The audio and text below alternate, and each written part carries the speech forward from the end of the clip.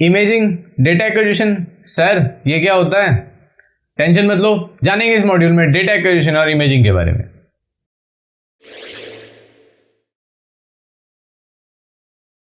Hello students and welcome to this module number 2 data acquisition. And इस module में हम सब कुछ जानने वाले हैं डेटा एक्विजिशन एंड इमेजिंग के बारे में। सो अब पहला क्वेश्चन यही होगा कि व्हाट इज एक्विजिशन एक्चुअली, कि एक्विजिशन क्या है, डेटा एक्वायर करने का मतलब क्या है। तो guys, acquisition is making a forensic copy of evidence which could be any type of media. कहने का मतलब ये है कि एक फोरेंसिकली साउंड कॉपी बनाई जाती है हमारे एविडेंस की, जो किसी भी टाइप की हो सकती है। हो सकता है हार्ड डिस्क ड्राइव की कॉपी बना रहे हों, यूएसबी की, सीडी की, फ्लॉपी डिस्क की, तो किसी भी टाइप की डिस्क हो सकती है। And in order to avoid many problems, an investigator should never conduct his or her analysis on actual physical evidence. And दूसरी बात ये लॉ भी है कि हम एक्चुअल जो एविडेंस है, मतलब जो रियल एविडेंस है, आप उस पर एनालिसिस नहीं कर सकते, आप हमेशा इमेज पे एनालिसिस करते हो। अब दूसरा क्वेश्चन आपका ये होगा कि sir what is imaging. Imaging आपको कंफ्यूज करता है। काफ़ी लोग सोचते हैं इमेजिंग मतलब फ़ोटो लेना है, और सबने सीरियल्स देख ही रखे हैं टीवी पे, तो वहाँ पे फोटोग्राफर भी होता है, तो वो चीज़ तो अलग होती है। इमेजिंग का मतलब होता है imaging a drive is a forensic process in which an analyst creates a bit for bit duplicate of a drive. This forensic image of all digital media helps retain evidence for the investigation. कहने का मतलब ये है कि imaging एक ऐसा process होता है जिसके अंदर एक डिजिटल कॉपी बनाई जाती है किसी भी डेटा की, किसी भी डिवाइस की, जिसके अंदर सारा चीज़ें होती है, मतलब A to Z सारी कॉपी होती है। A to Z कहने का मतलब है बिट बाय बिट। तो हूबहू एक कॉपी होती है फिजिकल डिवाइस की, डिजिटल कॉपी बन जाती है इमेज में, तो हम उसे इमेजिंग बोल देते हैं, या फिर डिजिटल इमेज, फॉरेंसिक इमेज, कुछ भी आप उसको बोल सकते हैं। अब एक क्वेश्चन ये आ सकता है, सर इमेजिंग करने की क्या जरूरत है, कॉपिंग क्यों नहीं करते? कॉपी भी तो कर सकते हैं ना। तो इमेजिंग वर्सेस कॉपिंग, यानी इमेजिंग में क्या फ़र्क है और कॉपिंग में क्या फ़र्क है। So imaging mirrors the device entire storage on a file. कहने का मतलब ये है कि इमेजिंग जो करती है, मतलब जब हम इमेजिंग करते हैं, वो डिवाइस की कंप्लीट स्टोरेज, माने कि अगर 8 GB की कोई पेन ड्राइव है, तो जो इमेज फाइल है उसमें अगर मान लो हमें 7.55 यानी 7.55 GB यूजेबल मिलता है, तो इमेज फाइल का साइज भी 7.55 GB ही होगा, ठीक है। वेयरएज कॉपिंग में क्या होता है कि कॉपिंग mirrors only the useful data from the source device. यानी कि किसी डिवाइस में मान लो कि 60% यूज़ कर रखी है, तो उसके अंदर जो हमें एक्सप्लोरर में दिख रही है, हम केवल उसे ही कॉपी कर सकते हैं। डिलीटेड चीज़ें हैं, और जो उसके अंदर हमारा साथ कैसा अनएलोकेटेड स्पेस होता है, उसको हम कॉपी नहीं कर सकते। ओके, सो इसको हम एग्जांपल से समझते हैं। फॉर एग्जांपल, किसी डिस्क की कैपेसिटी 1 TB है या 2 TB है, उसका 60% यूज़ हो रखा है, यानी 60% में डेटा है जो आपको एक्सप्लोरर में दिख रहा है, लेकिन जो बाकी का 40% है वो रबिश है, यानी कि फाइल है, रैंडम बाइट्स हैं जो डिलीट हो गया या फिर ओवरराइट हो गया, वो सब है। तो इमेजिंग में क्या होगा कि जो हमारा इमेजिंग है कंप्लीट कॉपी बना देगी, मतलब अनएलोकेटेड के साथ भी आप डायग्राम में देख सकते हैं, और जो कॉपी है वो केवल यूजेबल डेटा है, जो हमें दिख रहा है केवल उस डेटा की कॉपी बनाएगी। कॉपिंग on the other hand would mirror only the 60% use part, यानी कि जो यूज पार्ट है केवल उसी को कॉपी कर सकते हैं, जो अनयूज पार्ट है हम उसको कॉपी नहीं कर सकते, इसलिए हम इमेजिंग करते हैं। नेक्स्ट हमारे आते हैं स्टोरेज फॉर्मेट्स। अब हम इमेजिंग करते हैं तो उनके कुछ फॉर्मेट्स भी तो होते होंगे ना, कुछ फाइल फॉर्मेट्स होते होंगे, तो उन्हीं के बारे में हम बात करेंगे। पहला हमारा सबसे फेमस फॉर्मेट है रॉ फॉर्मेट।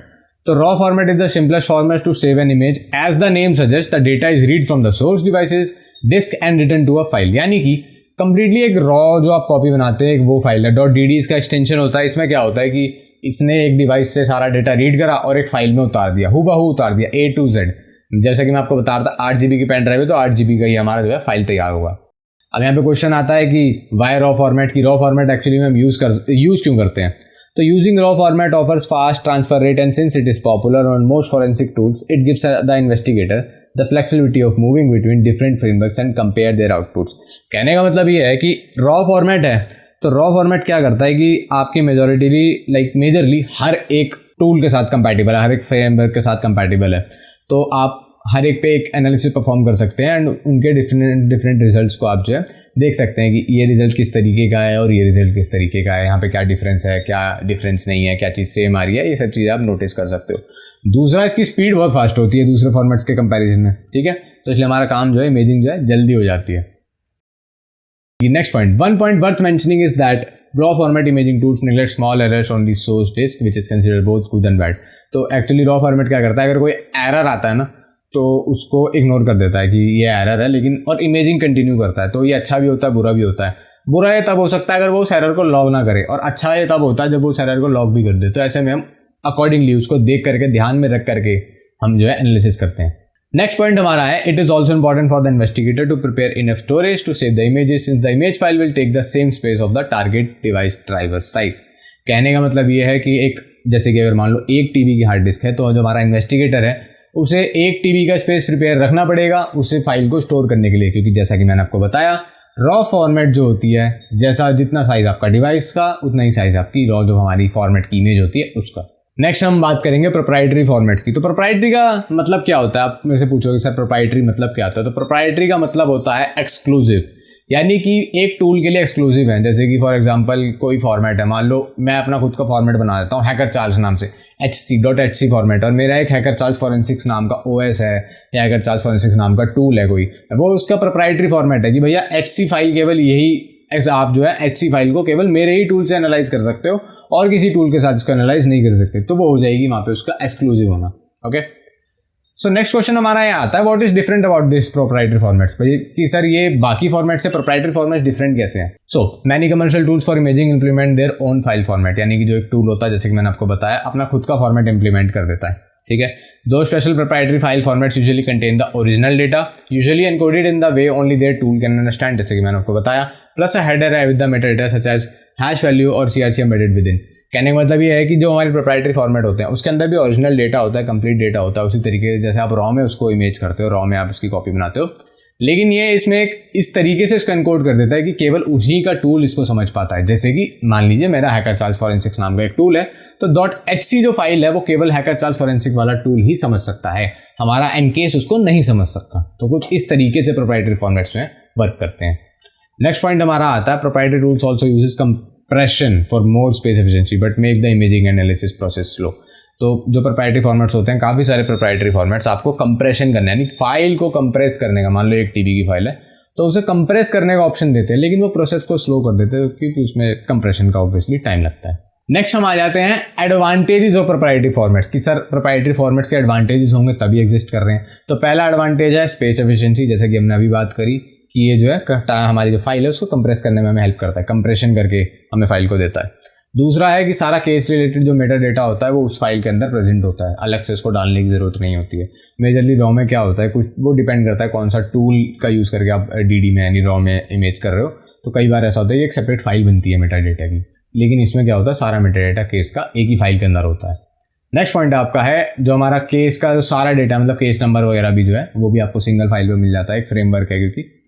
देन आपका आता है it gives the investigator the ability to do all the investigation on a single software or framework as most of the proprietary tools include complete investigation modules. कहने का मतलब ये है कि ये जो इन्वेस्टिगेटर है उसको एक आपको एबिलिटी देता है कि आप एक ही टूल पे सारा काम कर लो, क्योंकि मेजॉरिटी जो टूल्स हैं वो एक सब मॉड्यूल्स के साथ आते हैं, मतलब इन्वेस्टिगेशन मॉड्यूल्स के साथ आते हैं ताकि आप सारा काम उसी पे कर लो। लेकिन हमारे कुछ डिसएडवांटेजेस भी हैं। तो डिसएडवांटेजेस क्या क्या हैं? It is slower due to compression and decompression and encoding and decoding process done. भैया कंप्रेशन तो दे दिया, एनकोडिंग डिकोडिंग भी दे दी, लेकिन उसमें टाइम तो लगेगा ना, तो इसलिए वो इसका एक डिसएडवांटेज है कि इसमें टाइम काफ़ी ज़्यादा लगता है। दूसरा है कि ये इन्वेस्टिगेटर को बांध देता है एक सिंगल टूल या फ्रेमवर्क पे कि भैया इससे बाहर नहीं जा सकते आप, तो ये भी एक इसका एक डिसएडवांटेज है। तीसरा आपका आता है प्रोप्राइटरी फाइल फॉर्मेट जो है रेयरली क्लोज फॉर्मेट होते हैं, मतलब कि क्रॉस प्लेटफॉर्म होते हैं। कहने का मतलब ये है कि रेयरली कोई ऐसा फाइल फॉर्मेट आपको मिलेगा जो सारे टूल सपोर्ट कर जाएं या कुछ मेजरली टूल सपोर्ट कर जाएं। मान लो एनकेस के अंदर रॉ चल गया, एनकेस का खुद का फॉर्मेट चल गया, लेकिन हो सकता है कि प्रो डिस्कवर का फॉर्मेट ना चले, तो इस तरीके से काम हो सकता है। तो वो क्रॉस फॉर्मेट यहाँ पे जो है फ्लेक्सिबिलिटी नहीं है, मतलब ठीक है। और many file formats have space limit, ये भी एक बहुत बड़ी दिक्कत है कि बहुत सारी जो फाइल मतलब जो हमारा प्रोप्राइटरी फॉर्मेट है उसके अंदर पर फाइल लिमिट होती है। तो कुछ हमारे फॉर्मेट हैं जिसके अंदर जैसे कि हमारा एक एनकेस का एक फॉर्मेट है, उसका एक सर्टेन वर्जन में 2 GB की लिमिट थी, मतलब कि एक फाइल जो है 2 GB की बनेगी। तो अब ऐसे में सोचो अगर एक TB की ड्राइव को इमेज करने बैठ गए तो 2 GB की कितनी सारी फाइल बनेंगी, तो ये भी इसका एक डिसएडवांटेज है। अब बात आती है what are the some famous proprietary formats, इनके बारे में बात कर ली, लेकिन फेमस कौन से हैं? तो पहला हमारा है एक्सपर्ट विटनेस फॉर्मेट EWF जो एनकेस फॉरेंसिक टूल यूज़ करता है। दूसरे हमारे हैं IDIF, IRBF, IF, IEIF use by iLook investigator. iLook investigator भी एक आपका टूल है, उसके कुछ प्रोप्राइटरी फॉर्मेट्स हैं। और तीसरा आपका आता है SGZip जो हमारा पाइफ्लैग, ये पाइथन का एक मॉड्यूल है जो हमें इमेजिंग करने में हेल्प करता है। एक चीज़ का ध्यान रखना है कि डिफरेंट फॉर्मेट के होते हैं, डिफरेंट एट्रीब्यूट, जिसके लिए हम डिफरेंट डिफरेंट टूल्स का यूज़ करते हैं एनालिसिस करने के लिए, ठीक है। अब प्रोप्राइटरी टूल के बारे में तो हमने बात कर ली, प्रोप्राइटरी फॉर्मेट्स के बारे में तो हमने बात कर ली। तो अब हम बात करेंगे ओपन सोर्स की। हमारे भैया most famous open source format कौन सा है? तो सबसे पहला हमारा आता है एडवांस फॉरेंसिक फॉर्मेट, AFF इसका एक्सटेंशन होता है। ये हमारे बेसिस टेक्नोलॉजी ने बनाया, यानी कि जो ऑटोप्सी के फाउंडर्स एंड डेवलपर्स हैं उन्होंने इसको बनाया है। काफ़ी अच्छा फॉर्मेट है, एक नंबर का फॉर्मेट है। दूसरा आपका मैंने आपको अभी बात करी हमने इसके बारे में, रॉ फॉर्मेट, DD यानी कि रॉ डेटा फाइल। तो इसके बारे में ज़्यादा बात करने की बताने की जरूरत नहीं है। तो अब वाई एडवांस फॉरेंसिक फॉर्मेट, अब AFF का यूज़ क्यों करना है? तो it gives platform flexibility as it is supported by many other tools, it gives us compression ability and it have no size limits. तो भैया इसके अंदर जो है आपको प्लेटफॉर्म फ्लेक्सिबिलिटी मिल जाती है, मतलब एक के बजाय ज़्यादा टूल्स में आप इसको यूज़ कर सकते हो। दूसरा इसके अंदर कंप्रेशन भी मिलता है आपको, जो कि एफिशिएंट है बाकी फॉर्मेट से। और तीसरा इसके अंदर कोई साइज लिमिट भी नहीं है, तो 1 TB की एक ही फाइल बनाएगा, काफ़ी सारी फाइल नहीं बनाएगा।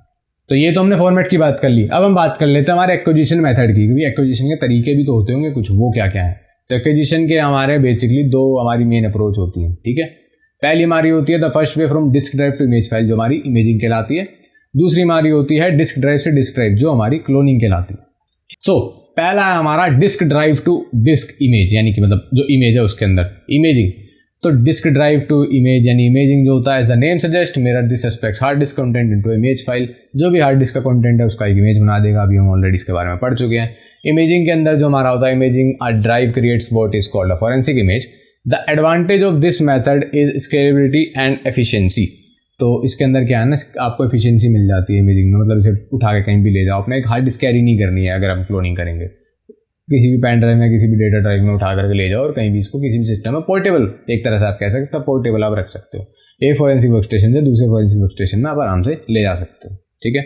नेक्स्ट हमारी दूसरी अप्रोच आती है disk drive to disk drive, जो कि हमारी क्लोनिंग कहलाती है। तो mirrors the suspect hard disk content to another disk. ये तो सेल्फ एक्सप्लेनेटरी है कि भैया एक डिस्क का उठा के दूसरी डिस्क में डाल दो, ठीक है। अब हम बात कर लेते हैं कुछ इंपॉर्टेंट टूल्स के बारे में, जो है हमारे right blockers and bootable DVDs, ठीक है।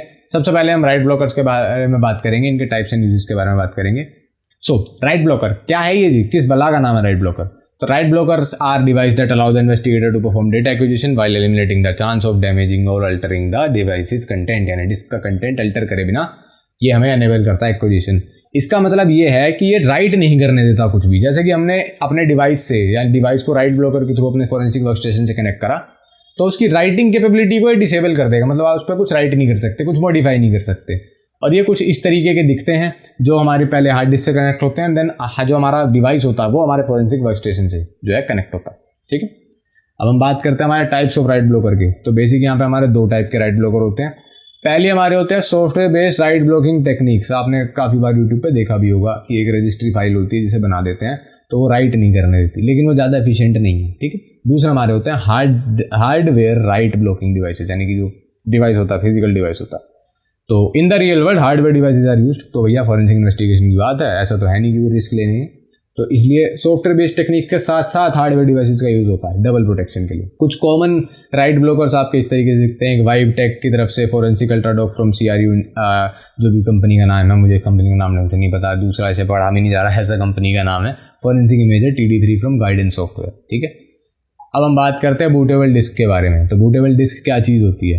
तो बूटेबल डिस्क आप लोगों ने अपनी डेली लाइफ में बनाई होगी, या बूटेबल पेन ड्राइव आपने बनाई होगी, ज़्यादा बताने की जरूरत नहीं है, लेकिन फिर भी bootable disk usually holds a self contained fully functioning bootable OS। तो बूटेबल डिस्क यानी कि इसके अंदर एक ऑपरेटिंग सिस्टम होता है कंप्लीटली जो पेन ड्राइव के अंदर से चलता है। इसका फायदा क्या होता है? This allows the investigator to launch an OS on the suspect's machine without touching and modifying the device main disk. मतलब कि मेन डिस्क को छुए बिना, यूज़ करे बिना पेन ड्राइव में से चला के इमेजिंग कर लो। कॉमनली यूज हमारी कुछ यहाँ पे बूटेबल डिस्क हैं। तो हमारा पैलाडीन का फॉरेंसिक सूट है, हमारी डेफ्ट लिनक्स है, हमारी केन लिनक्स है, काइन लिनक्स है, हमारी काली लिनक्स के अंदर भी एक फॉरेंसिक का मॉड्यूल आता है। सो that's all for this lecture guys. I hope आपको समझ आया होगा कि डेटा एक्विजिशन क्या होती है, टाइप क्या है इसके और किस तरीके से होती है। नेक्स्ट लेक्चर्स में हम कुछ जानने वाले हैं इमेजिंग के बारे में। प्रैक्टिकली हम समझेंगे कि इमेजिंग क्या होती है, किस तरीके से करी जाती है, डिफरेंट टूल्स का यूज करें। So see you guys in my next lecture.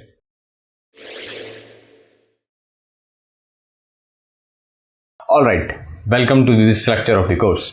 So इस लेक्चर से एंड इस पूरे सेक्शन में हम इमेजिंग के बारे में प्रैक्टिकली जानेंगे। थ्योरी हमारा हो गया है, अब हम इस सेक्शन में डिफरेंट डिफरेंट टूल्स के थ्रू इमेजिंग कैसे होती है वो जानेंगे। ऑलराइट, तो सबसे पहले आज हम जानेंगे DCFL-DD और DC3DD टूल्स के बारे में। सो आपको इसे यूज़ करने के लिए सिंपली अपना टर्मिनल ओपन कर लेना है। ओके, एंड यहाँ पे हम लिखेंगे DC3DD। तो ये इंस्टॉल नहीं है तो हम यहाँ पे वाई करके एंड यस कर देंगे, यानी कि इंस्टॉल कर लेंगे DC3DD को। ऑलराइट, तो यहाँ पे हमारा DC3DD इंस्टॉल हो गया। अब हम यहाँ लिखेंगे DCFL-DD। अब ये भी इंस्टॉल नहीं है तो यस कर देंगे इसको भी एंड इंस्टॉल कर लेंगे। ऑलराइट, DCFL-DD भी हमारा इंस्टॉल हो गया। तो अब यहाँ पे हमें क्या करेंगे, मैंने अपनी काली मशीन से एक SD कार्ड 4 GB का SD कार्ड अटैच किया हुआ है, लगा रखा है, एंड हम वो सपोज करके चल रहे हैं कि वो एविडेंस है। तो हमें उसको इमेज करना है, तो वो हम कैसे करेंगे, तो हम पहले यूज़ करेंगे DCFL-DD का, एंड यहाँ पे मैं आपको उसके ऑप्शंस दिखा देता हूँ। तो यहाँ पे आप देख सकते हैं कि DCFL-DD हमें बहुत सारे ऑप्शंस देता है। आप इसको बाइट्स में भी स्प्लिट कर सकते हैं, आप इसको बिट्स में भी स्प्लिट कर सकते हैं, एंड साथ के साथ आपका जो हमारा ब्लॉक्स है इसको ब्लॉक्स के हिसाब से डिवाइड कर सकते हैं। तो बहुत सारे ऑप्शंस हैं, आप इसमें साथ के साथ हैश भी कैलकुलेट कर सकते हैं एंड कन्वर्ट भी कर सकते हैं। तो यहाँ पे हमें फ़िलहाल के लिए केवल 2 ऑप्शन से मतलब है, जो है हमारा IF यानी कि इनपुट फाइल, और दूसरा हमारा है OF यानी कि आउटपुट फाइल। इनपुट फाइल मतलब कहाँ से इनपुट लेना है, एंड आउटपुट फाइल मतलब कहाँ पे फाइल को राइट करना है। तो हम यहाँ पे इसको क्लियर कर देंगे। हम यहाँ पे लिखेंगे DCFL-DD हाइफन, लिखेंगे हाइफन IF। अब हमें पता करना है कि हमें कौन सा पार्टीशन जो है इमेज करना है। तो हम एक और टैब खोलेंगे यहाँ पे मैं जूम कर लेता हूँ उसको। यहाँ लिखेंगे F डिस्क -L। तो यहाँ पे लिस्ट आ जाएगी हमारे सारे पार्टीशंस की। तो अब आप देख सकते हैं एक मेरा पार्टीशन है SDA वाला, जो मेरी वर्चुअल डिस्क है क्योंकि ये वर्चुअल मशीन है, एंड यहाँ पे एक हमारा पार्टीशन है //SDB 3 GB का है, 3.64 GB का। तो ये है मेरा मेमोरी कार्ड। तो हम यहाँ पे क्या करेंगे, यहाँ पे हम लिखेंगे IF equal to, sorry guys, यहाँ पे इनपुट फाइल ऐसे हाइफन ही लगाना होता है, तो हम यहाँ पे लिखेंगे इज इक्वल टू dev/SDB। तो यहाँ पे हम दोबारा चेक कर लेते हैं। हमें मेक श्योर करना है कि जो हमारा नेम है वो डिस्क का करेक्ट नेम हो। तो हम यहाँ से इसे कॉपी एंड पेस्ट भी कर सकते हैं। तो डबल श्योरिटी के लिए मैं इसको हटा के यहाँ से पेस्ट कर लूँगा, एंड देन मेरे को लिखना है OF यानी कि आउटपुट फाइल। तो इसमें आप पूरा पाथ भी दे सकते हो और सिर्फ फाइल का नाम भी दे सकते हो। तो यहाँ पे मैं लिख देता हूँ SDcard.dd, एंड हम यहाँ पे एंटर प्रेस कर देंगे।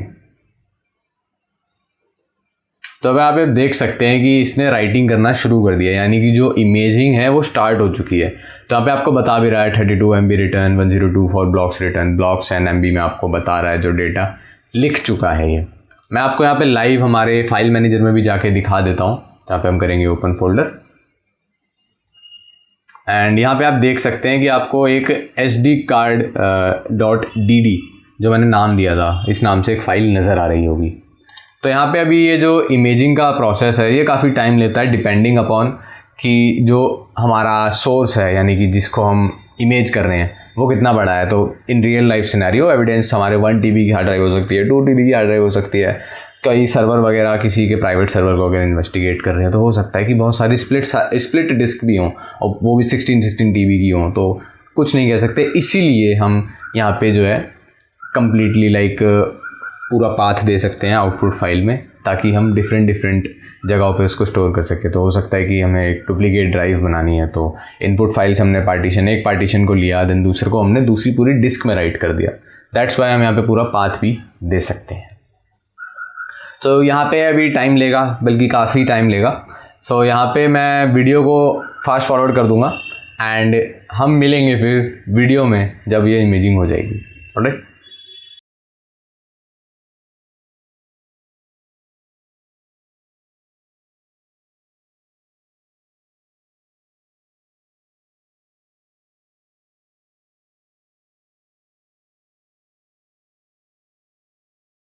सो मैं देख सकते हैं कि 360 MB रिटर्न हो गया। सो गाइज ये प्रोसेस काफ़ी टाइम लेता है हमारा। मैंने एक्चुअली इसकी for the further course already एक इमेज प्रिपेयर की हुई है, तो हम उस पर इन्वेस्टिगेट करेंगे। फॉर नाउ हम इसको यहाँ से कैंसिल कर देंगे ये देखने के लिए। लाइक हमारी जो फाइल है 400 MB की फ़ाइल बन गई है। तो यहाँ पे हम हमारा फाइल मैनेजर ओपन करेंगे, एंड देन यहाँ पे हम नीचे देख सकते हैं कि 404.3 MB की ये फाइल है। राइट क्लिक करके हम प्रॉपर्टीज़ में भी जा सकते हैं। यहाँ पे आप देख सकते हैं फाइल का साइज़ कितना है।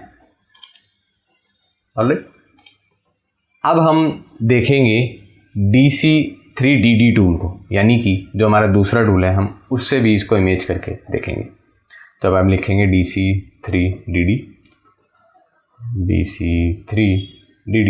-help। इसके भी ऑप्शंस देख लेंगे। इसके भी काफ़ी सारे ऑप्शंस, DC3DD के काफ़ी सारे ऑप्शंस DCFLDD से बहुत ज़्यादा मिलते जुलते हैं, बट ये टूल काफ़ी एडवांस्ड है। तो अब हमें हमारा एक क्वेश्चन है कि हम कमांड लाइन टूल्स का यूज़ क्यों करते हैं। कमांड लाइन टूल्स का हम इसलिए यूज़ करते हैं क्योंकि ये ग्राफिकल यूज़र इंटरफेस के कंपैरिजन में बहुत फास्ट होते हैं। लाइक काफ़ी ड्रास्टिक चेंज होता है, क्योंकि GUI प्रोसेस आपका जो है कट जाता है कम्प्लीटली, क्योंकि there is no GUI process. Okay, तो इसलिए जो हमारा कमांड लाइन टूल होता है वो फास्ट होते हैं, इसलिए हम इनका यूज़ करते हैं। तो यहाँ पे आप देख सकते हैं जो हमारे बेसिक ऑप्शंस में यहाँ पे दिखा रहा है IF, यानी कि डिवाइस और फाइल, कि डिवाइस दिखाओ या फाइल दिखाओ, इनपुट कहाँ से लेना है, एंड OF अगेन। तो यहाँ पे आपका सेम है, इनपुट एंड आउटपुट फाइल। यहाँ पे आप इंक्रिप्टेड भी कर सकते हैं उसको, तो उसके लिए आप डिफरेंट ऑप्शंस यहाँ पे खुद से पढ़ सकते हैं। काफ़ी अच्छा टूल है। तो यहाँ पे लिखेंगे DC3DD। तो यहाँ पे लिखेंगे इनपुट फाइल हमारा क्या है, हमारा है /stb। कैसे पता, वही fdisk करके हमने देखा हमारा पार्टीशन का नाम क्या है। यहाँ पे लिखेंगे OF इज इक्वल टू, अब आउटपुट फाइल का नाम कुछ दूसरा देना होगा क्योंकि ऑलरेडी इस डेस्टिनेशन पे वो है। तो अब लिख देंगे stcard2.dd। एक्सटेंशन लगाना इंपॉर्टेंट है, अदरवाइज फाइल करप्ट हो जाएगी। तो यहाँ पे हम एंटर प्रेस कर देंगे। तो यहाँ पे आप देख सकते हैं कि जो हमारा DC3DD वाला टूल है वो ज़्यादा फास्ट है। ज़्यादा से मेरा मतलब है काफ़ी फास्ट है। देखिए अब तक ये 16, 17, 18 MB राइट कर भी चुका है, 1% हो भी गया है। सो मेजॉरिटी के सिनारियों में हम DC3DD का ही यूज़ करते हैं। क्यों यूज़ करते हैं, आंसर आपको पता ही है, इसकी स्पीड की वजह से, क्योंकि ये काफ़ी ज़्यादा फास्ट टूल है। सो अभी के लिए same drill for this one, मैं इसको यहाँ से कैंसिल कर दूँगा। एंड यहाँ पे हम देख चुके हैं कि कैसे हमारा DC3 and DCFLDD tool work करते हैं। यहाँ पे आप देख सकते हैं हमारा दूसरी फाइल है, प्रॉपर्टीज़ में जाएंगे, यहाँ पे इसने 58 MB जो है राइट करती है। सो that's all for this lecture. मिलते हैं नेक्स्ट लेक्चर में एक और नए टूल्स के साथ।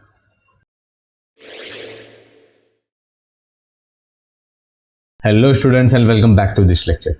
सो इस लेक्चर में आज हम इमेजिंग करेंगे FTK इमेजर टूल का यूज़ करके। काफ़ी फेमस टूल है, काफ़ी बढ़िया टूल भी है। तो उसके लिए पहले हमें उसे डाउनलोड करना होगा, तो मैं आपको डाउनलोडिंग का प्रोसीजर बता देता हूँ। यहाँ पे हम सिंपली लिखेंगे FTK इमेजर डाउनलोड। देन यहाँ पे हमारा एक लिंक मिल जाएगा हमें FTK इमेजर का, एक्सेस डेटा FTK इमेजर का। तो हम सिंपली उस पर क्लिक कर देंगे। यहाँ पे हमें ये इमेजर के बारे में बता रहा है कि FTK इमेजर क्या है, कैसे। तो हमें सिंपली डाउनलोड पे, यहाँ पे डाउनलोड पे क्लिक कर देना है।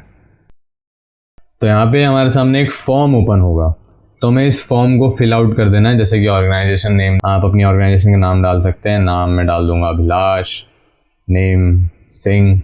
बिजनेस ईमेल डालनी है यहाँ पे, तो अगर आपकी कोई बिजनेस ईमेल है तो आप डाल सकते हैं। फॉर नाउ मैं यहाँ पे मेरी जो है एक टेम्परेरी मेल का मैं यूज़ करने वाला हूँ।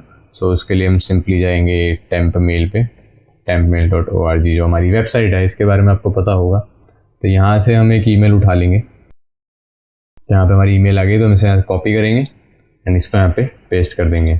जॉब टाइटल मैं लिख देता हूँ ट्रेनर, एंड कंपनी स्टेट मैं लिख देता हूँ दिल्ली। कंपनी की कंट्री हमारी है इंडिया, एंड यहाँ पे हमें आई एग्री करके सबमिट पे क्लिक कर देना है। एंड यहाँ पे आ रहा है thank you for your interest. And यहाँ पे देखिए तुरंत यहाँ पे डाउनलोड होना शुरू हो गया है। अब देख सकते हैं मेरे सामने यहाँ पे प्रॉम्प्ट आ गया। तो मैंने इसे ऑलरेडी डाउनलोड कर रखा है, तो मैंने इंस्टॉल भी कर रखा है इसको, बट मैं यहाँ पे फिर से डाउनलोड करके आप लोगों को ओपन करके दिखाता हूँ उसका सेटअप कैसे करना है। सो यहाँ पे मैंने जब ओपन किया तो मेरे सामने एक UAC स्क्रीन आएगी, तो हमें उस पर येस कर देना है। मैं यहाँ से ब्राउज़र को क्लोज कर दूँगा। अब देख सकते हैं मैंने ऑलरेडी इंस्टॉल कर रखा है, तो मेरे डेस्कटॉप पे उसका आइकन अवेलेबल है। यहाँ पे आप देख सकते हैं हमारा जो FTK इमेजर है वो ओपन हो गया उसका सेटअप, एंड वो हमसे अब इंस्टॉल करने के लिए पूछेगा कि आपको क्या ऑप्शंस रखने हैं। तो आपने सिंपली नेक्स्ट करना है। देन यहाँ पे मेरे से रिमूव के लिए पूछ रहा है क्योंकि मैंने ऑलरेडी इंस्टॉल किया हुआ है, तो आपने नेक्स्ट कर देना है एंड कम्प्लीटली उसको इंस्टॉल कर देना है। ओके, सो हम यहाँ से FT के इमेजर को ओपन करेंगे। UAC स्क्रीन आएगी, उस पर आपने येस कर देना है। यहाँ पे फुल स्क्रीन में ओपन हो गया मेरे पास। देन आपने सिंपली फाइल पे जाना है एंड यहाँ पे ऑप्शन है क्रिएट डिस्क इमेज का, इस पर क्लिक करना है। एंड देन यहाँ पे आपने सिलेक्ट करनी है फिजिकल ड्राइव, क्योंकि मैंने फिजिकली कनेक्ट की हुई है फिजिकल ड्राइव। यहाँ पे आप देख सकते हैं मेरी 2 ड्राइव्स, 3 ड्राइव्स टोटल दिखा रहा है, तो मेरी 2 इंटरनल ड्राइव्स हैं, एक एक्सटर्नल डिवाइस मैंने लगाया हुआ है 3 GB का मेरा मेमोरी का, 4 GB का है। तो इसको करके फिनिश करेंगे एंड देन ये यहाँ से मेरे से इमेज की डेस्टिनेशन पूछेगा कि मैं इमेज को कहाँ स्टोर करना चाहता हूँ, तो मैं ऐड करके एंड देन यहाँ से मेरे से फॉर्मेट पूछ रहा है। तो हमने अब तक रॉ डेटा ऑलरेडी कर लिया था फर्स्ट लेक्चर में कैप्चर, E01 में भी हमने कैप्चर कर लिया था EWF एक्वायर टूल का यूज़ करके। अब हम यूज़ करेंगे AFF फॉर्मेट। हम इन सारे फॉर्मेट्स के बारे में हम बात कर चुके हैं ऑलरेडी। अगर आपने ये लेक्चर स्किप कर दिया है तो प्लीज़ जो हमारा कोर्स है उसको रिवाइंड कीजिए, वो लेक्चर जाके कंटिन्यू कीजिए। AFF यानी कि एडवांस फॉरेंसिक फॉर्मेट को हम नेक्स्ट करेंगे। यहाँ पे केस नंबर में डाल दूंगा 003, एविडेंस नंबर भी 003, unique description this is evidence SD card, examiner का नाम मैं डाल दूंगा हैकर चार्ल्स, नोट्स डाल देंगे this is important evidence. Okay, आप कुछ भी डाल सकते हैं, रियल लाइफ सिनेरियो में हम जो चीज़ें रेलेवेंट है यहाँ पे हम वही डालें। तो नेक्स्ट करेंगे। देन आपसे इमेज डेस्टिनेशन फोल्डर पूछेगा कि इमेज को आपने कहाँ पे स्टोर करना है। तो हम यहाँ से ब्राउज करके मैं डेस्कटॉप पे इसको स्टोर करना चाहता हूँ, मैं डेस्कटॉप पे इसको सिलेक्ट कर लूँगा। इमेज का नेम एक्सटेंशन के बिना तो मैं लिख देता हूँ 4GB SD card, 4GB SD card. And यहाँ पे से मेरे से पूछ रहा है इमेज फ्रेगमेंट साइज, मतलब कि आपको इमेज को जो है स्प्लिट करना है नहीं करना। तो मैं ऐसे स्प्लिट नहीं करने वाला, तो मैं यहाँ पे 0 लिख दूंगा। यहाँ पे कंप्रेशन मेथड पूछ रखा है कि 9 से स्मॉलेस्ट आएगी, 1 इज फास्टेस्ट, तो 6 यहाँ पे है तो ऑलरेडी 6 रखेंगे इसको। देन यहाँ पे पूछ रखा है कि आपको AFF इंक्रिप्शन का यूज़ करना है, तो आप इंक्रिप्शन यूज़ कर सकते हैं रियल लाइफ सिनेरियोज में। जब हम केस पे वर्क करते हैं तो हम इंक्रिप्शन का यूज़ करते हैं, क्योंकि हमारा एविडेंस जो है वो उसके साथ मैनिपुलेशन हमें नहीं चाहिए, बिल्कुल भी नहीं चाहिए, इसलिए हम उसको इनक्रिप्ट करके रख सकते हैं। कोई थर्ड पार्टी उसे कर दे या कोई जूनियर हमारा जो इन्वेस्टिगेटर है जिसे नहीं पता एविडेंस क्या है, वो उसके साथ कोई मैनिपुलेशन वगैरह करते हैं, गलती से कुछ हो जाए तो एविडेंस डिस्ट्रॉय ना हो, इसलिए हम उसको इनक्रिप्ट करके रखते हैं। तो मैं ऐसे उसको टिक कर दूंगा एंड फिनिश पे क्लिक करेंगे। देन यहाँ से मेरे से पासवर्ड पूछ रहा है, तो मैं पासवर्ड डाल दूंगा जो भी मेरे को रखना है। ये हमें बाद में डिक्रिप्ट करने में हेल्प करेगा, तो मैंने यहाँ पे ओके कर देना है। एंड देन यहाँ पे हमारा ऑप्शन है verify images after they are created, मतलब ये इमेजेस वेरीफाई करके देगा कि वो वेरीफाइड है नहीं, मतलब इंटीग्रिटी मेंटेन हुई है नहीं हैश वैल्यू के थ्रू। एंड यहाँ पे है create a directory listing of all files image after they are created, तो एक डायरेक्टरी लिस्टिंग फाइल बना देगा ताकि हम इजीली ब्राउज कर सकें। देन यहाँ पे हम स्टार्ट कर देंगे एंड यहाँ पे जो हमारा इमेजिंग का प्रोसेस है वो स्टार्ट हो जाएगा। तो depending upon the size of the imaging like image file की हमें जिसको इमेज करना है वो जो डिवाइस है उसका साइज़ क्या है। रियल लाइफ इन्वायरमेंट में जब हम इमेज करते हैं तो हम पूरा डेस्कटॉप जो होता है हम उसको इमेज करते हैं, जैसे कि किसी की इंटरनल हार्ड डिस्क को हमें क्लोन करना है या एक्सटर्नल हार्ड डिस्क को हमें इमेज करना है। तो क्लोन और इमेज हम दोनों कर सकते हैं, इसके बारे में भी हम बात ऑलरेडी कर चुके हैं। तो मैं वीडियो को यहाँ पे फास्ट फॉरवर्ड कर दूंगा, इसको हम इमेज होने देंगे।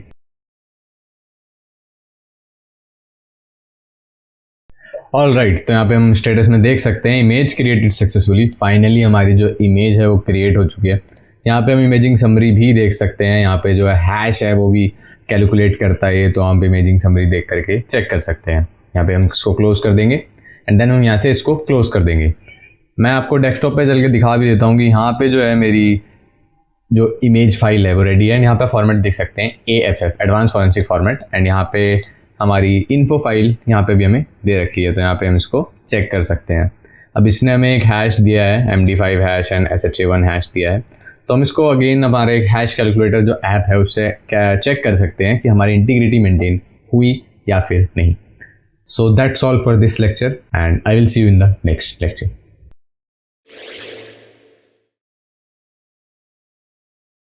Hello students and welcome to this lecture of the course. And हम अब इस लेक्चर में जानेंगे कि कैसे हम गाय मेजर टूल के थ्रू किसी भी डिवाइस की इमेजिंग कर सकते हैं। सो फर्स्ट ऑफ ऑल आप लोगों का ये क्वेश्चन होगा कि मैं काली का पुराना वर्जन क्यों यूज़ कर रहा हूँ। तो गाय मेजर टूल में एज ऑफ नाउ जब मैं इस वीडियो को रिकॉर्ड कर रहा हूँ, कोर्स को रिकॉर्ड कर रहा हूँ, तो टूल्स में कुछ एरर हैं, वो क्रैश हो जाता है।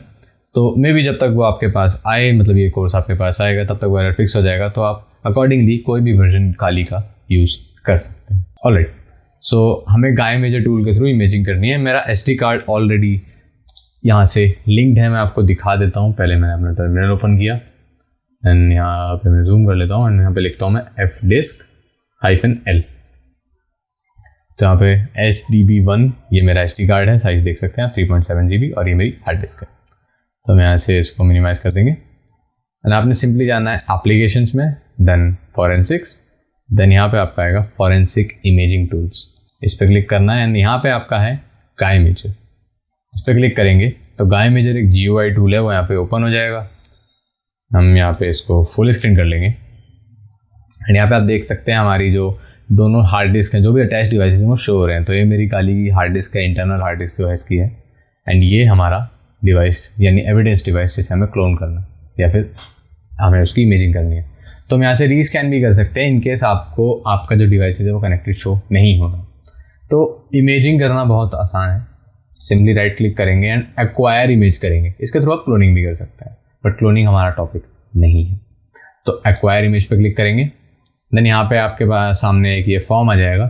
तो यहाँ पे आपको ये 2 चॉइस देता है कि आप इसको एक्सपर्ट विटनेस फॉर्मेट में यूज़ कीजिए, मतलब एक्सपर्ट विटनेस फॉर्मेट में एक्वायर कीजिए एंड ड्राइव इमेज को, या फिर रॉ फॉर्मेट में। तो हम रॉ फॉर्मेट में इसको एक्वायर करेंगे, तो हम यहाँ पे क्लिक कर देंगे एंड मैं स्प्लिट नहीं करूँगा क्योंकि ये सिर्फ 4 GB का SSD कार्ड है, SD कार्ड है तो इसमें हम इमेजिंग में हमें स्प्लिट करने की नीड नहीं है। तो इसको यहाँ से मैं अनटिक कर दूँगा। देन मैं यहाँ से सिंपली डायरेक्टरी सिलेक्ट कर दूँगा जहाँ पे मुझे इसको इमेज करना है। तो मैं जाऊँगा रूट के अंदर एंड रूट के अंदर मैं यहाँ पे एक फ़ोल्डर बना लेता हूँ इमेजेस नाम से, ओके, एंड मैं इसको चूज़ कर लेता हूँ यहाँ से। तो यहाँ पे मेरी फाइल जो है स्टोर होगी। तो विदाउट एक्सटेंशन फाइल का नेम दे देंगे, तो हम यहाँ पे डाल देंगे SD कार्ड, ओके। एंड यहाँ पे आपको जो हैश कैलकुलेशन के ऑप्शंस हैं वो भी मिलते हैं। तो मैं यहाँ पे MD5 को टिक रखूँगा एंड देन वेरीफाई करने का भी ऑप्शन मिलता है कि आपकी इमेज जो है वो कम्प्लीटली वेरीफाइड है या नहीं, यानी कि जो आपका डिवाइस है वही एकदम इंटीग्रिटी मेंटेन करते हुए इमेज में है कि नहीं। तो ये आपका डबल प्रोसेस, मतलब प्रोसेस का जो टाइम है वो डबल कर देता है, बट हम इसको हमेशा टिक रखते हैं।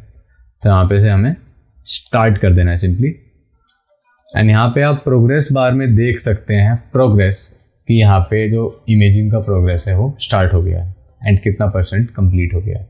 मीनवाइल हम यहाँ से हमारे रूट फोल्डर में जा करके चेक करेंगे कि हमारी फाइल जो है वो बन रही है या नहीं बन रही है। तो यहाँ पे उन्होंने आता है इमेज नाम का फोल्डर एंड यहाँ पे हमारी जो SD-card.dd वाली फाइल है उसकी इमेजिंग चल रही है।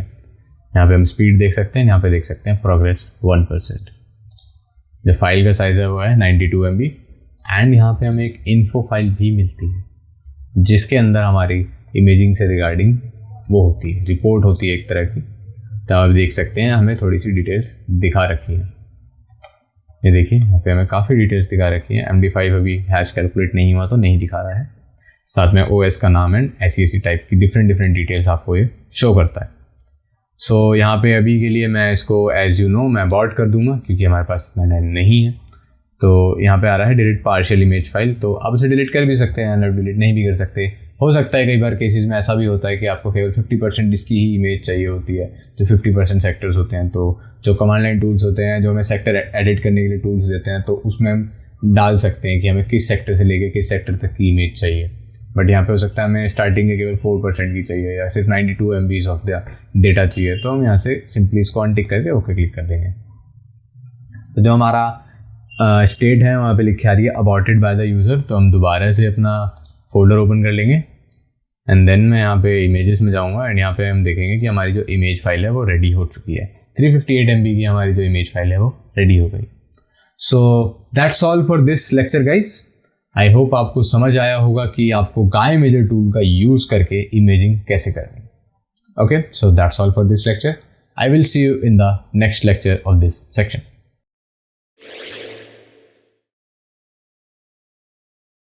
Hello students and welcome to the final lecture of this section. तो इसमें हम एक टूल के बारे में जानने वाले हैं जिसका नाम है EWF Acquire टूल। तो EWF Acquire टूल क्या करता है अभी हम उसके बारे में जानेंगे। तो हम सिंपली यहाँ पे अपना टर्मिनल ओपन करेंगे, हम यहाँ पे लिखेंगे man EWF Acquire बट यहाँ पे एक कैच है। कैच ये है कि EWF एक्वायर अब प्री इंस्टॉल नहीं आता है काली में, तो हमें आप लिखना है EWF acquire and enter press कर देंगे। बाय करके यस करके EWF एक्वायर को हम इंस्टॉल कर लेंगे। तो यहाँ पे हमारा जो EWF एक्वायर टूल है वो इंस्टॉल हो गया है। अब हम सिंपली क्लिक करेंगे, मतलब जो हमारी कमांड है वो लगाएंगे मैन EWF एक्वायर, एंड यहाँ पे आप इसके बारे में जान सकते हैं कि ये टूल क्या है, कैसे काम करता है, इसके इतने सारे ऑप्शंस हैं इसके अंदर, एंड बहुत सारी चीज़ें हैं इसके अंदर। तो यहाँ पे आप हम डिस्क्रिप्शन पढ़ेंगे इसका। तो डिस्क्रिप्शन में बता रहा है कि एक ऐसी यूटिलिटी है जो EWF फॉर्मेट यानी कि एक्सपर्ट विटनेस फॉर्मेट में एविडेंस को एक्वायर करता है। हमने एविडेंस फॉर्मेट्स यानी कि एक्वायरिंग फॉर्मेट्स के बारे में, इमेजिंग फॉर्मेट्स वाली लेक्चर में हमने डिफरेंट फॉर्मेट्स के बारे में बात करी थी। ये उन्हीं में से एक है। इसका एक्सटेंशन होता है .e01, जो कि आपका एनकेस जो हमारा टूल है फॉरेंसिक का कमर्शियल टूल है एक, उसमें यूज़ लिया जाता है, यानी एनकेस वाले फॉर्मेट में ये डिवाइस को एक्वायर करता है। तो सिंपली हम यहाँ से क्विट कर देंगे। अब यहाँ पे हमारा डिवाइस जो है वो हमने अटैच कर रखा है, तो हम यहाँ पे सिंपली लिखेंगे fdisk-l। तो अब आप देख सकते हैं हमारे जो dev/hdb1 है वो मेरा डिवाइस है 3.6 GB का, जो मेरा SD कार्ड है। यहाँ पे कॉपी कर लेंगे इसको नाम को। हमें इमेजिंग करने के लिए क्या करना है, सिंपली लिखना है EWF एक्वायर एंड हमारे जो डिवाइस है उसका नाम। तो यहाँ पे dev/hdb1 है एंड एंटर प्रेस कर देंगे। अब ये यहाँ पे आपको एक फॉर्म की तरीके से चीज़ें देगा। तो यहाँ पे लिखा है एक्वायरी पैरामीटर्स वगैरह आपसे पूछेगा। तो यहाँ पे पहले पूछ रहा है image path and file name without extension. तो यहाँ पे हम इमेज का पूरा पाथ देना है, तो हम लिखेंगे यहाँ पे जो भी आपका पाथ है। तो मैं डाल देता हूँ रूट के अंदर मैं एक फ़ाइल बना लेता हूँ EWF करके, एंड उसके अंदर मैं डाल देता हूँ 003। ठीक है, फाइल का नेम हो गया 003 या 004 रख लेते हैं एंड हम एंटर कर देंगे। अभी हमसे केस नंबर पूछेगा तो केस नंबर भी 004 हो गया। डिस्क्रिप्शन पूछेगा तो डिस्क्रिप्शन में हम कुछ भी लिख सकते हैं, तो हम यहाँ पे लिख देते हैं this is an important evidence. Evidence number पूछेगा तो एविडेंस नंबर 4 हो गया हमारा। देन एग्जामिनर का नेम पूछेगा तो यहाँ पे हम सिंपली डाल देते हैं, जैसे मेरा नाम है तो मैं डाल देता हूँ हैकर चार्ल्स। देन यहाँ पे नोट्स डालना है, तो यहाँ पे लिख देता हूँ handle with care, right. Then यहाँ पे मीडिया टाइप पूछेगा कि ये मीडिया टाइप रिमूवेबल है, फिक्स्ड है, किस तरीके की ये मीडिया है। तो यहाँ पे देखिए बाय डिफ़ॉल्ट इसमें हमें रिमूवेबल दे रखा है, क्योंकि ये रिमूवेबल मीडिया है तो हम इसको एंटर प्रेस कर देंगे। देन यहाँ पे पूछेगा कि ये पार्टीशन किस टाइप का है, तो लॉजिकल पार्टीशन है तो हम इसको नेक्स्ट कर देंगे। फिजिकल आपका होता है जो ड्राइव फिजिकली अटैच्ड होती है हमारे मदरबोर्ड से। अब ये यहाँ से हमसे फॉर्मेट पूछ रहा है कि किस फॉर्मेट में आपको जो हमारी एक्वायरिंग करनी है, यानी जो हमारी एक्वायरी है वो किस उसमें करनी है फॉर्मेट में। तो हमें बहुत सारे फॉर्मेट दे रखे हैं। बाय डिफ़ॉल्ट यहाँ आपका एनकेस 6 में, आपका एनकेस का जो वर्जन 6 है उसमें एक्वायर करता है, तो हम इसी को रखेंगे, एंटर प्रेस कर देंगे। कंप्रेशन मेथड ये हमसे पूछ रहा है, बाय डिफ़ॉल्ट डिफ्लेट है तो हम यहाँ पे फास्ट लिख सकते हैं। हमने लेक्चर में बात करी थी, पहले लेक्चर में बात करी थी जो हमारा फॉर्मेट्स वाली लेक्चर थी, उसमें हमने बात करी थी कि ये फॉर्मेट जो है कंप्रेशन को सपोर्ट करता है। तो यहाँ पे हम फास्ट लिख के एंटर कर देंगे। देन यहाँ पे बोला selected option is not supported, please try again. तो यानी कि जो इसका हमारा कंप्रेशन मेथड है वो सपोर्ट नहीं कर रहा है, तो हम फॉर नाउ इसको नॉर्मल रखेंगे, यानी कि जो बाय डिफ़ॉल्ट है हम उसी को रखेंगे। एंटर प्रेस कर देंगे। यहाँ पे कंप्रेशन लेवल पूछ रखा है, तो हम यहाँ कंप्रेशन लेवल लिख सकते हैं फर्स्ट। एंटर प्रेस करेंगे। देन यहाँ पे पूछ रखा है कि start acquiry from an offset, की कहाँ से जो हमारी एक्वायरिंग करनी है वो कहाँ से स्टार्ट करनी है। हमने पिछले लेक्चर में बात करी थी कि कुछ कमांड लाइन टूल्स हमें एक एबिलिटी देते हैं, कैपेबिलिटी देते हैं कि हम किसी फिक्स्ड एरिया को भी इमेज कर सकें, उस डिवाइस की, पर्टिकुलर डिवाइस की फिक्स्ड इमेज निकाल सकते हैं। तो यहाँ पे 0 से लेके एंड तक दिखा रखा है, तो हम 0 से ही स्टार्ट करेंगे। यहाँ पे हमें एंड पूछ रहा है तो एंटर प्रेस कर देंगे, नॉर्मल रखेंगे।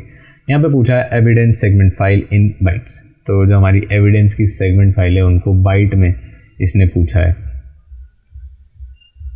तो यहाँ पे हमने हमारी जो फॉर्मेट वाली वीडियो थी, हमारी जो फॉर्मेट वाला लेक्चर था, उसमें ये भी जानना था कि ये केवल पर फाइल 2 GB को सपोर्ट करता है, दैट्स वाई ये स्प्लिट होगा। तो बाय डिफ़ॉल्ट इसने यहाँ पे 1.4 GB का स्प्लिट लिया है, तो मैं यहाँ पे 2.0 GB लिख देता हूँ, क्योंकि मेरे को 2 GB की 2 फाइल्स बनानी है। यहाँ पे ये मना कर रहा है तो हम इसको 1.4 GB रख लेते हैं। कोई बात नहीं गाइस, ये होता रहता है, कुछ टूल्स के ऑप्शंस किसी तरीके से काम नहीं भी करते हैं, कुछ बग्स आ जाते हैं, बट स्टिल हमारा काम जितना हो रहा है, जो हमारा मेन काम है हमें वो करना है, तो हमें कई सारे एरर्स को इग्नोर भी करना पड़ता है। तो यहाँ पे हम एंटर प्रेस कर देंगे। यहाँ पे नंबर ऑफ बाइट सेक्टर्स पूछा है तो इसको आप डिफ़ॉल्ट रख लीजिए। यहाँ पे नंबर ऑफ सेक्टर्स पड़ा है कि एक बार में कितने सेक्टर्स रीड करने हैं, तो 64 उसमें बाय डिफ़ॉल्ट है, एंटर प्रेस कर देंगे। सेक्टर्स की जो हमारी number of sectors to be used as error, तो 64 हम रख लेंगे, उसको भी नॉर्मल रखेंगे। नंबर ऑफ रिट्राइज पूछ रहा है, अगर कोई सेक्टर नहीं पढ़ा जाता, उससे रीड नहीं कर पाता है, तो टूल क्या करेगा, 2 बार रिट्राई करेगा, एंटर प्रेस कर देंगे। यहाँ पे पूछा है wipe sectors on read error, यानी कि जो सेक्टर्स हैं उन्हें वाइप कर दो अगर वो रीड नहीं हुए। तो ऐसा बिल्कुल नहीं करना है, कभी भी नहीं करना है। कहीं भी वाइप का ऑप्शन आ जाए सीधा उसे नो कर देना। तो यहाँ पे नो है बाय डिफ़ॉल्ट, एंटर कर देना है। यहाँ पे हमें अब ये सारी डिटेल्स शो कर रहा है कि आपने क्या क्या डिटेल्स सिलेक्ट करी है, एंड यहाँ पे आपको सिंपली येस लिख के अपनी जो एक्वायरी है उसे स्टार्ट कर देना है।